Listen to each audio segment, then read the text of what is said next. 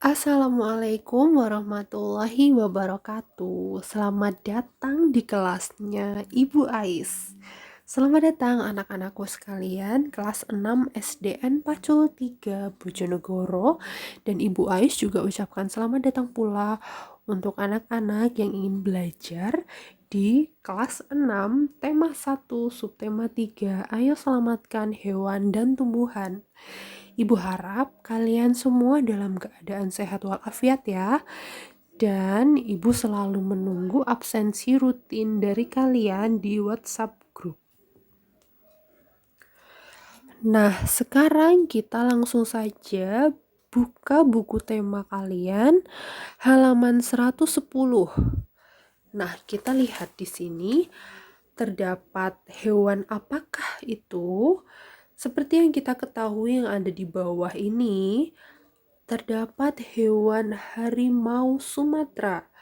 Nah, yang berwarna abu-abu sebelah kiri yaitu badak bercula 1 dari ujung kulon, dan yang sedang bergelantungan di atas itu merupakan orang utan dari Kalimantan. Nah, ketiga hewan tersebut merupakan hewan yang sudah langka di Indonesia. Mengapa seperti itu? Karena populasi mereka sudah hampir punah. Habitat atau tempat tinggal mereka yang semula berada di hutan sekarang sudah berubah menjadi perkotaan dan gedung-gedung besar. Nah, karena mereka sudah tidak memiliki tempat tinggal, lambat laun, lama-kelamaan mereka akan mati. Itulah akibat dari keserakahan manusia yang selalu menginginkan lebih, dan lebih. Itu baru contoh hewan saja. Sekarang kita coba lihat. Ada tumbuh-tumbuhan yang sudah merupakan tumbuh-tumbuhan langka. Di sini, apakah kalian tahu bunga bangkai? Ibu bertanya kepada kalian, apakah kalian pernah melihat bunga bangkai atau bunga Rafflesia arnoldi secara nyata? Sepertinya tidak pernah, karena ibu sendiri juga nggak pernah. Nah, itulah salah satu contoh tumbuhan yang sudah mulai langka di Indonesia. Jika terjadi seperti itu terus-menerus, maka kemungkinan anak cucu kita nanti juga tidak akan tahu apa itu harimau, badak, maupun orang utan. Nah, sekarang kita coba beralih ke halaman 111. Perhatikan dua gambar berikut. Jawablah pertanyaan di bawahnya. Di sini terdapat gambar 1, yaitu gambar pohon-pohon di dalam hutan, dan gambar 2, yaitu gedung-gedung tinggi yang berada di kota. Sekarang kita coba baca pertanyaannya. Apakah yang terjadi dengan hutan tersebut apabila dijadikan lahan perkotaan? Nah, seperti yang Ibu jelaskan tadi,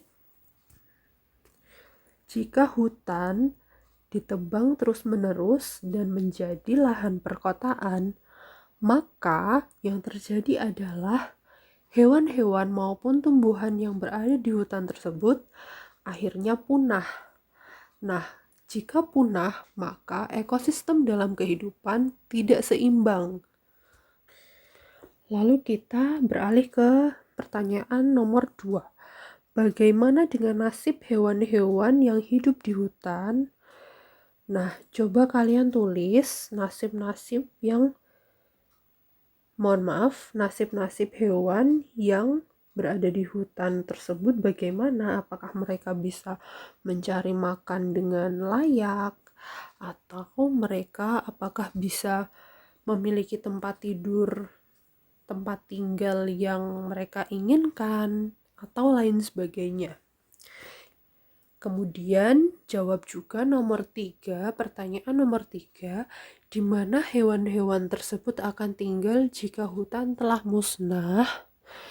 Nah, coba kalian pikirkan, jika hutan-hutan sudah tidak ada, sudah musnah menjadi lahan perkotaan, maka di manakah hewan tersebut akan tinggal?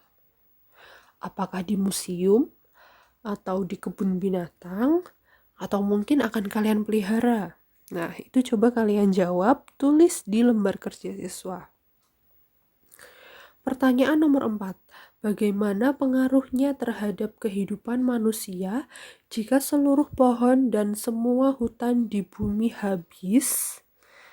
Nah, ini seperti yang Ibu ceritakan tadi, bahwa ekosistem di dunia akan tidak seimbang. Nanti akan terjadi banjir, akan terjadi tanah longsor, dan lain sebagainya jika tumbuhan dan hewan tersebut punah. Tulis jawaban-jawaban kamu di lembar kerja siswa yang sudah pernah Ibu bagikan ya. Bertambahnya jumlah penduduk dunia dan semakin meningkatnya kepentingan manusia yang menyebabkan hutan di dunia semakin terancam kelestariannya. Apakah yang harus dilakukan manusia untuk menjaga kelestarian hutan dan hewan di dalamnya? Nah, coba kita baca teks di bawah. Ayo lestarikan hewan dan tumbuhan langka Indonesia. Setelah kalian membaca teks tersebut, kerjakanlah soal halaman 113 di lembar kerja siswa. Mengapa hewan-hewan tersebut perlu dilestarikan? Apa manfaatnya bagi kelangsungan hidup rakyat Indonesia? Coba jelaskan dan tulis di lembar kerja siswa ya. Sekarang kita ke halaman 114. Carilah informasi tentang satu jenis hewan yang menjadi ciri khas wilayah tempat tinggalmu. Lakukan investigasi untuk mengumpulkan fakta-fakta tentang hewan tersebut dan tuliskan dalam bentuk laporan. Nah, tulisanmu itu harus mencantumkan hal-hal berikut. Pertama, ciri-ciri khusus dan habitat asli. Kedua, manfaat hewan. Ketiga, jumlah populasinya saat ini. Keempat, penyebab kelangkaan. Kelima, langkah-langkah yang dilakukan pemerintah daerah untuk melindungi kelestariannya. Dan yang terakhir, langkah-langkahmu sebagai pelajar untuk melindungi kelestariannya. Nah, di Bojonegoro ini terdapat hewan langka apa yang menurut kamu bisa ditulis dan dilaporkan di kolom bawah ini. Carilah hewan langka tersebut dan tulis hal-hal yang perlu ditulis dari poin nomor 1 sampai 6. Kerjakan di lembar kerja siswa. Ayo membaca. Hewan dan tumbuhan telah memberikan manfaat yang luar biasa, bukan hanya untuk penduduk Indonesia, namun juga penduduk Asia Tenggara. Nah, kondisi geografis yang sama dibutuhkan pengaturan dan pemikiran agar penduduk dapat hidup berdampingan dalam memanfaatkan kondisi alamnya. Nah, simak tes berikut. Kawasan Asia Tenggara merupakan wilayah yang luas perairannya lebih besar dibandingkan dengan luas daratan. Keputusan-keputusan terkait permasalahan kelautan banyak dibahas oleh sebagian besar negara-negara ASEAN.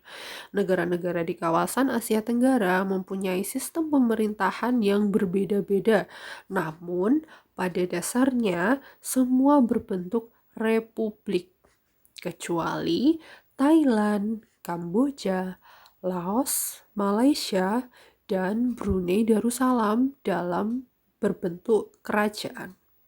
Sebagian besar mata pencaharian penduduk Asia Tenggara adalah bercocok tanam.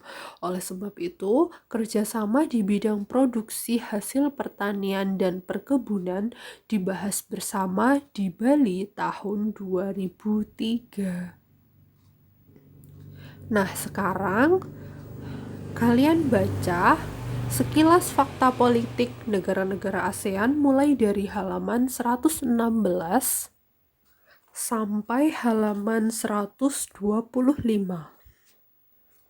Kemudian, buatlah diagram Venn seperti pada halaman 126.